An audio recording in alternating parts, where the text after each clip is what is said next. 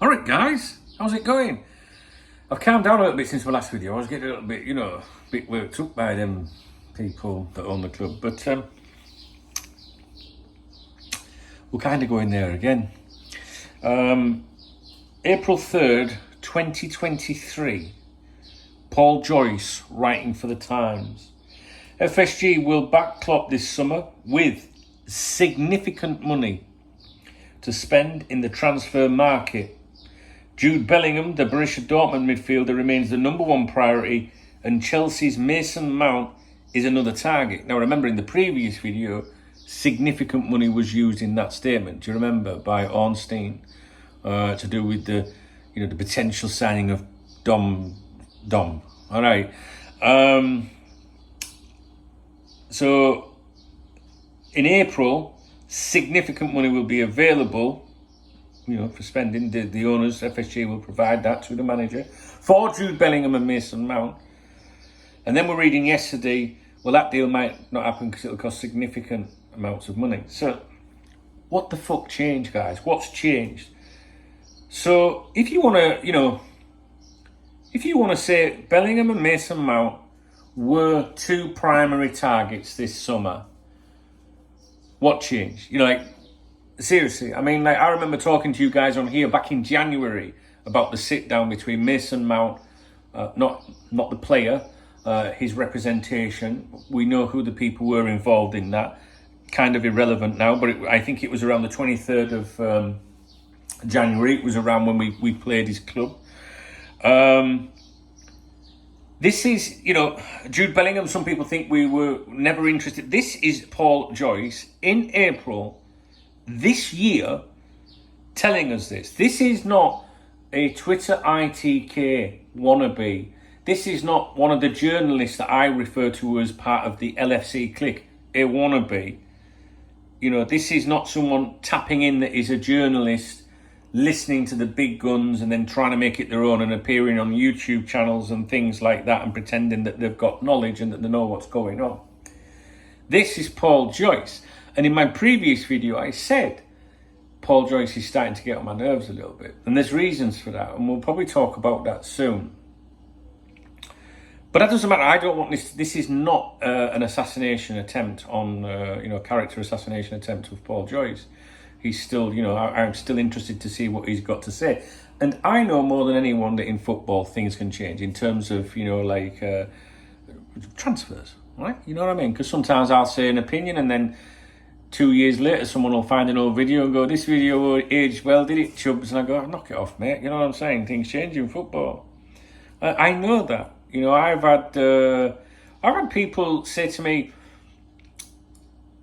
someone was, I don't want to go into names now, but people know who this is. But when L4 tried to buy Liverpool Football Club, I was very, these were my friends, right? And the main person behind the L4 consortium, I remember them telling me specific information about the deal, potential deal. And I said, how certain are you? 1,000%, Duncan. That's how certain I am. 1,000%, not 100%, 1,000%. So if the person involved in buying the club or attempting to buy the club says it's 1,000%, would you run with that? Would you go, okay, no, if anyone's going to know, they're going to know. But it still didn't happen. It still didn't happen. Things change in football. Now, why did Paul Joyce write that in April? It's only June now, right? So he's not making this up in his mind. He's been told that. Someone somewhere is telling him that. Not the tap-in journalists. They're not being told anything. Paul Joyce, right?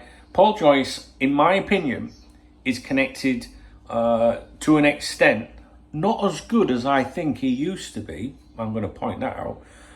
To people that run Liverpool Football Club on a day-to-day basis that would be in the country, right? Or the region, the country, whatever, right? Depending on which offices and things like that. Ornstein, in my opinion, is more connected to the ownership side of things in Boston, right? So I think Ornstein's got relationships that way. Joyce has got relationships that way. Maybe sometimes they overlap because, you know, you know people and things like that. But that's how I would define him. So when I read something from Ornstein, I tend to think, okay, that's probably come from the ownership. Joyce, I tend to think that's come from someone actually running the club. Okay, but I do think that something's changed with the relationship that Joyce has got at Liverpool Football Club at the moment. And we will talk about that soon, I think. You know what I mean? Because I prefer to talk about things when I know a little bit more. However, whether he has or not, back in April, he said categorically that Jude Bellingham remains a number one priority for Liverpool Football Club. And I believe that Bellingham was our number one. I'm going to rephrase it actually. No, I'm going to stick with it. I do, yeah. I'm very specific with what I like to say, and I just want to make sure I'm saying the right things. I would have defined Jude Bellingham as a primary target and the most important primary target. So yes, you could say he was the number one priority. We know, and I don't remember the timeline, guys. Some of you are a lot more switched on than I am, and have got a better memory than me. But I remember doing a video where the Bellingham camp, I always say Craig Bellamy, I'm sorry. Bellingham camp came to the region for a sit down with Liverpool Football Club. And to this day, I will never understand why that meeting took place if Liverpool were not going to pursue. I genuinely, like some people, the FSG in people, they will say, oh no, he wanted to go to Madrid. I genuinely believe that Bellingham wanted Liverpool. What changed? What changed? Something changed. If Mason Mount was, another target, which I believe at one point he was under consideration as far back as January, but I do think that cooled off. I do think that cooled off. But what changed? So what changed? Why did Liverpool give up on Jude Bellingham? So the only thing you can look at in those things, right, it's got to be finances, yeah? That's what you would normally think, like, well, it's got to be money, hasn't it? But Jude Bellingham actually ended up being transferred, in my opinion, for less than what I thought it was going to cost. I know the deal, it's not always as cut and, dry, simple as what we might see, the initial things on that. But for a long time, the people involved in that process, the people feeding the likes of Joyce, they know how much these deals are going to cost. There's nothing new to it. So the only thing that changed, right, is what you could say is Champions League, the failure to qualify for the Champions League. And the first thing you want to do when you fail for the Champions League is get back in the Champions League. So signing a player like Jude Bellingham is certainly going to contribute towards that. I don't believe that the finances are hit immediately just by initially not qualifying that 1 year, or whatever. I mean, the second or third year maybe, yeah, right. But it just seemed a bit dramatic for me, suddenly, well, we're not in the Champions League, we can't afford anyone now, that's it, we just can't afford anybody now. Yeah, I see other clubs, I don't know, I think we're as rich and wealthy as some clubs that seem to be doing stuff. I don't know.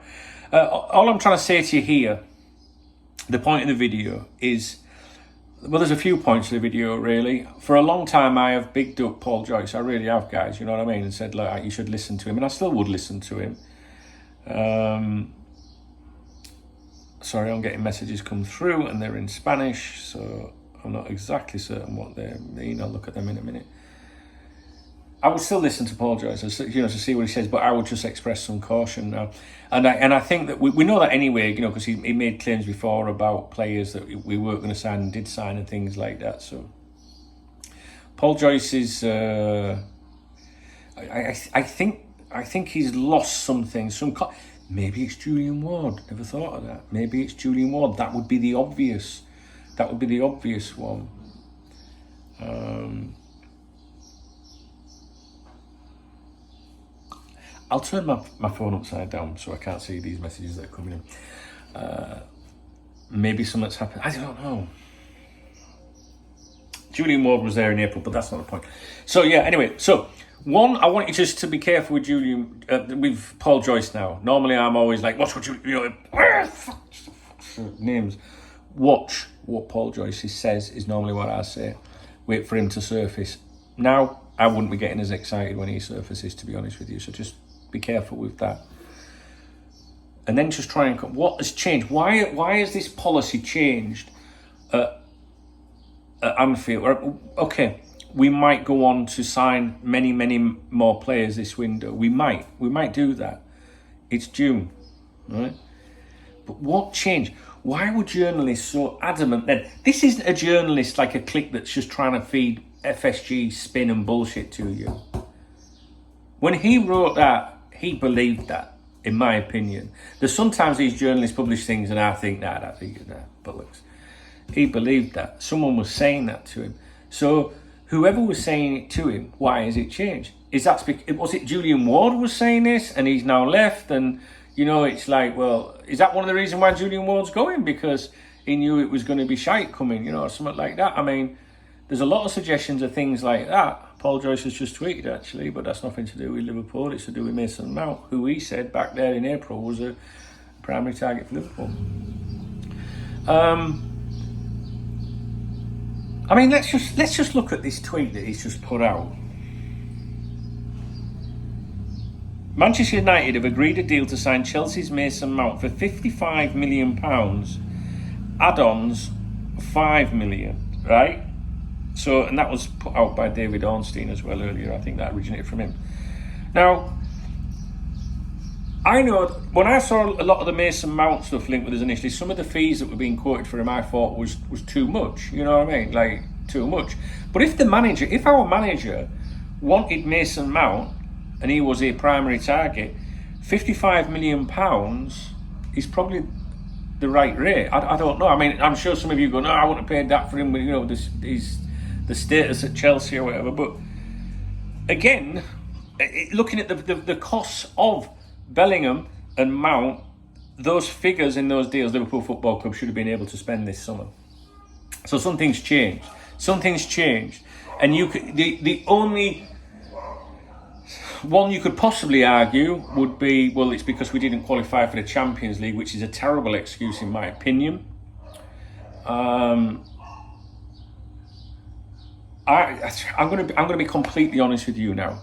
Sometimes I hold back some things that I think because I have no proof. I have no, you know. Sometimes I say things that I have no proof, and I'll stress that. I'll say it's just a hunch or it's what I think. But sometimes I don't say things because I really don't want to go in that direction and get people's hopes up. But there's a part of me, guys, I've got to be honest, that I keep thinking, is this situation related to the potential sale of the club at some point?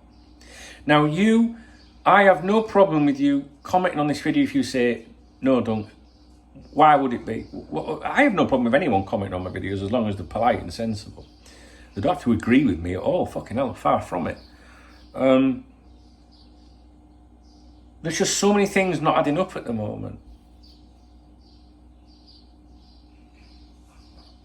But why? You know, this would be good on a live stream because I'd be getting your replies now. Why? Why would that make a difference? Why? I mean, it's not really going to affect... You know, you could argue, well, you spend £100 million on a player, surely that adds to the asset, the valuation of the club. Does it?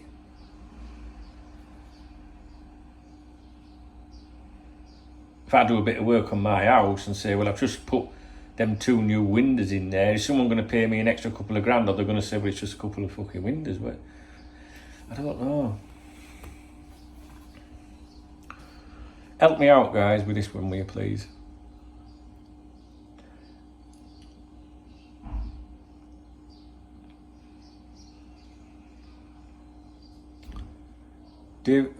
Paul Joyce was being authentic, in my opinion, when he made that claim in April. I don't think Paul Joyce would deliberately mislead anyone. He would only be passing on what he's been fed. And I don't believe that he was doing that at the time to appease the fans. Like, it wouldn't make sense. But he was the first one, if my memory serves me right, that went negative on Bellingham. And I do believe that happened immediately when we fell out of the Champions League. Well, when it was confirmed that we weren't going to qualify for the Champions League, which would point to financial, using that as a reason.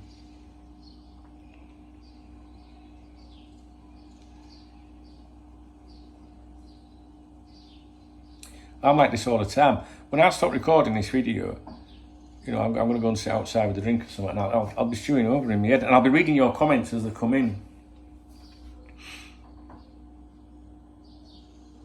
Could it be related to something to do with the club sale? Like, are they just winging it? Like, are they going to wing it this summer, which is what I predicted if there was no minor investment, and see if they could get through the summer, buy a bit more time? How does it help them, though? I mean, look at it like this, right? And maybe this is too simple. And I do this all the time, you know that, right? I want to sell my house, right? So what do? You make your house look a little bit prettier, don't you? You give it a lick of paint, you make it look nice. For the woman coming round, it's always the woman, she makes the decisions, right? What if it's a couple of queers who make... So... You paint your house, don't you? And you might add an extension to the house at some point. I'm going to sell my house in 6 months. Listen, that's going to cost me £5,000. I can put this on that, and I'll get an extra £10,000 on the house. That's like a stadium expansion, right? Yeah. And in business, stadium expansion, more bums on seats, more corporate money, more revenue. This is more projections. Look at the projections after you buy the club. Do you know what I'm saying? What you don't do is spend too much on something, do you? You don't spend too much on it. Do you know what I mean? Like, if it's not going to affect, like the value. So you do cut back, don't you? You do cut back. Like little things that you can change in your house that really is not going to make any difference. So if I look at my shutters there, maybe they are perfectly fine, but I'm going to pretend one's broken and be like, well, I'm not going to replace that, fuck that. It's not going to make any difference, is it? Is that what they do? Is that what the owners do? Do the owners think that? In their mentality, maybe they don't think like us. Do you know what I mean? Maybe they think, look, why spend 300 million in the summer if we can spend 100 million? That's a saving of 200 million. Is an investor really going to go, all right, you spent an extra 200, so we'll give you more? I don't think it works like that. So I think there is a bit of something like that in it. And then you could get into it, like the short appointment of George, which coincided with the completion of the main stand. And I wouldn't say that them things would happen immediately, but the thing is, when I hear people talk like this, like I am doing now, I usually shut them down and go, shut up, silly cunt. It's just because that's what you want to happen. You're trying to believe it. You know what I mean? I'm actually doing the opposite. So I'm thinking these things and then I'm trying to counteract, counter them and say, we're a load of shite.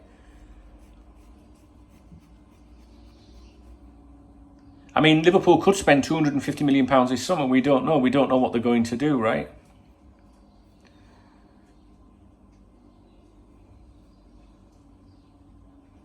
And we might be very happy. And we might look back at times like this and go, so what? But we could still spend £250 million, have a handful of players, but you still haven't got your Jude Bellingham, which is what most fans will say that's the kind of calibre of player we should be going for. So in my opinion, Liverpool Football Club should be buying those players that the manager needs and a Jude Bellingham as well. And I'm sorry that we're discussing Jude Bellingham, but this is relevant to Paul Joyce's, claims in the Times newspaper, not the Daily Sport or the Daily Star, back in April. So something changed. Someone within the club has absolutely 1,000,000,000% changed strategy. So is that financial strategy, or has the manager suddenly gone, we don't need him? I don't believe that for 1 minute. So why have they changed financial strategy? Well, because we crashed out of the Champions. Well, we didn't qualify for the Champions League. So, You know, but does Liverpool Football Club suddenly go from being one of the richest clubs in the world to the poorest clubs in the world because they didn't qualify for the Champions League once? You know, go into that tournament, the tournament we're in, you know, win it, you earn a few bob, you know, you're still going to get money and revenue. Sign a great player like Bellingham, and you're going to get, you know, a boost in merchandise sales and everything, and brand and everything. So, I as much as they might want you to believe that, or the FSG in people might want you to believe that, I don't think that's the case. I don't think there's been a change of strategy to do with finance because we didn't qualify for the Champions League. I just don't believe that. Because if you think about it, towards the end of, you know, we had a difficult season, yet we were still being fed by these journos that we were still in for Bellingham. So there was no, you know, at the midway point, no one was going, well, that might not happen now. Right up to the fucking end, we were told that we were in for him. And not only that, the money that we'd saved on previous windows as well, we were led to believe would be for this outstanding investment. Something changed in the powers that be, the people that make the money decisions. Something's changed. And we have to work out why that is. And the only thing I can think is, are they trying to save money because of, you know, getting that stadium expanded and then going, right now we're off?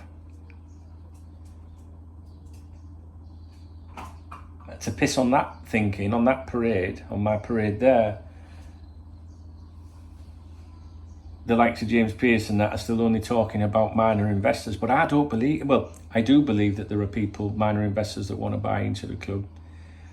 But I'm adamant that this club would be sold outright if FSG are not greedy. So again, we really need to get Manchester United's situation sorted out, because I think it's having a massive effect on us. So the question to you is, what changed? What do you think? What could have changed, guys? Are you going to go with, nah, don't, it is just because we didn't qualify for the Champions League? And, you know, so do you believe that that was an immediate impact, that they're going, now we can't afford it? Or do you think there is something else? Could it be related to tightening the, you know, the purse strings prior to a potential sale? Because I'm not sure, if they spend an extra £200 million on players this summer, I'm not sure that anyone buying the club is going to say, well, we'll give you that extra $2 million. Because that's not how it works. Do you know what I mean? Like if I'm buying this house, you know, or a house, how can I do it? Someone's buying my house, and the value now is, you know, whatever he says it is. Let's just say he says, I'm going to give you 400 grand for it, right? And then he comes to me, you know, a little bit later, and I say, well, I've just put a new door on. Like, he'd say, well, yeah, but the valuation of your house, when I was sniffing around, it's 400. I'm not going to give you another 600 for your front door, your new front door. That's just not how it works. You shouldn't have had the fucking front door done. We'd already agreed a price. We knew the valuation. We made a valuation based on turnover and projections over the last few years and moving forward. Your decision was to put the front fucking door on.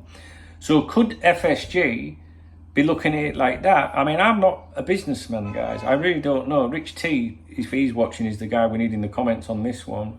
And he is someone that I will definitely listen to if he comments. Please, Rich, be there. Because he deals with it. You know, he's got experience of these big things like this, and regions that the top Reds don't like, that I do. And, you know, would it affect a valuation of the club? I mean, if someone's buying Manchester United now, for example, I mean, come on. I'm answering my own question here. Someone's trying to buy Manchester United and they've submitted proposals, but the club is still running in the background, isn't it? In the terms of the transfer market, right? So the person that's made an offer for a written offer for the club for Manchester United is not going to now just turn around and say, oh, I'm going to withdraw that and I'll put another 150 on because you bought some players. It don't work like that, does it? I mean, I'm not the brightest bulb when it comes to stuff like this. You know, I admit that. I don't know. I don't understand. You know what I mean? I've no experience of all that stuff. I don't get it. You know what I mean? I have a fucking short memory span as it is, so I can't even think. Fucking, I'm bad enough doing a shopping list. So they're not going to compensate FSG if they spend an extra 200 million. They're just not. But are FSG that greedy then that they would look at that and go, well, we're not going to fucking spend 200? Are they going to be like me going, I'm not putting a front fucking door? No. You know, you got your wife there going, we need a new front. I don't give a fuck. They're offering me 400 fucking grand. And that deal should go through, right? Yeah, but what if it doesn't? We'll still be here. Because if if that deal doesn't go through with investors, we're still playing football at Liverpool. We need the best players, right? No, fuck that. I'm not buying a new door for the cunt. Get by his own front door when he's bought it. He's fucking, it's got to be that. It's got to be that. That's it. Nie estoy.